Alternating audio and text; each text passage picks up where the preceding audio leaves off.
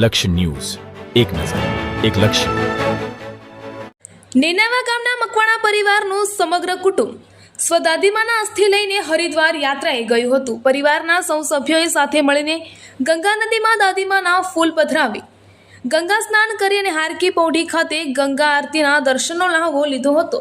યાત્રા પૂર્ણ કરી પરત ફરતા ગામના 5 દ્વારથી તેમના જ કુટુંબના સભ્યો દ્વારા મકવાણા પરિવારનું ભવ્ય સ્વાગત કરવામાં આવ્યું હતું. ઢોલ નગારાના નાદ સાથે ફૂલહાર પહેરાવી, ગુલાલને છોડો ઉડાડી અને ભક્તિના ગીતો ગાઈને સ્વજનોને વધાવવામાં આવ્યા હતા. આ પ્રસંગે મકવાણા પરિવારમાં ઉત્સાહ જેવો માહોલ જોવા મળ્યો હતો અને ગામમાં પણ ભક્તિમય વાતાવરણ સર્જાયું હતું.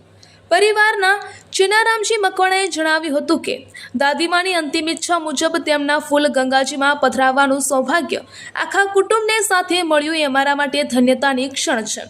કુટુંબે જે હેતુથી સ્વાગત કર્યું તે બદલ અમે સૌના આભારી છીએ. રિપોર્ટર અરવિંદ રાણા, ધાનેરા.